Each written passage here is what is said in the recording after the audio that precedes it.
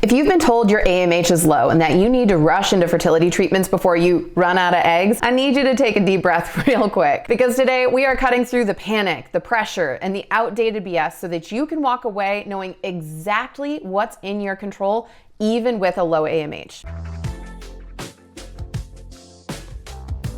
Welcome back, and if you're new here, my name is Whitney. I'm a registered dietitian, fertility coach, and I am your no BS guide to getting pregnant without the endless Google spirals. Here's something I want you to know right away.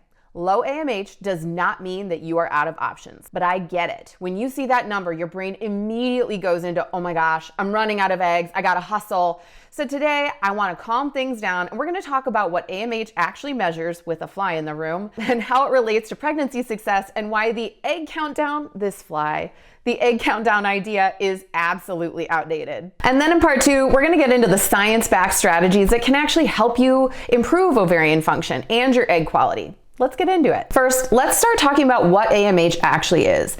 AMH, or anti-Müllerian hormone, is a glycoprotein hormone that is produced by developing follicles in your ovaries. Let me talk about how these follicles develop and what is actually happening in your ovaries. So each cycle, your ovaries will recruit these germ cells, primordial germ cells, to start growing, and they become what is known as follicles. And these follicles are the precursor to the egg that gets ovulated out of your ovary.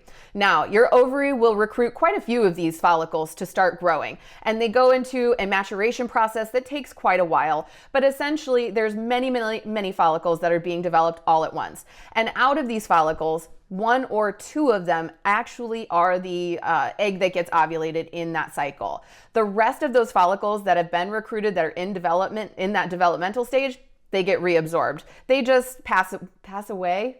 That sounds terrible. I'll stick with reabsorption.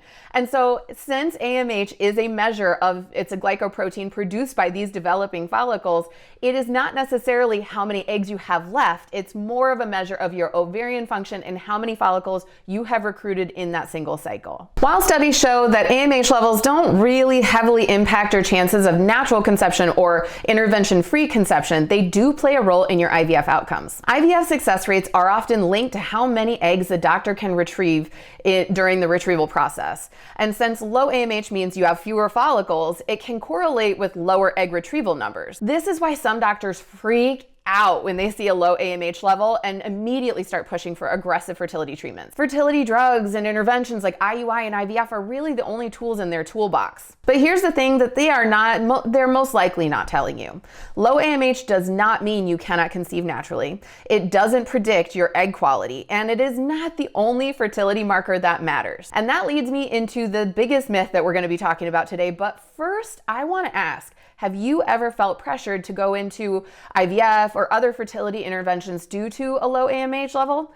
Comment below and let's talk about it. I really want to know what you've been experiencing. Now, one of the biggest fear tactics that I see surrounding AMH is this idea that your egg count is dwindling and you're about to run out of time. You gotta hustle. But the idea that your ovaries are just gonna up and quit one day, it's kind of outdated science. For decades, we have been told that women are just born with a fixed number of eggs, and once they're gone, game over. If that were true, then why don't women who have been on hormonal birth control for years have extended fertility? Let's talk about this. So an estimated 90% of the women in the US have used some form of hormonal birth control at some point in their life. And most hormonal birth control suppresses ovulation. So if we are saving up all these eggs in our 20s and 30s, then menopause should be delayed in these women, right?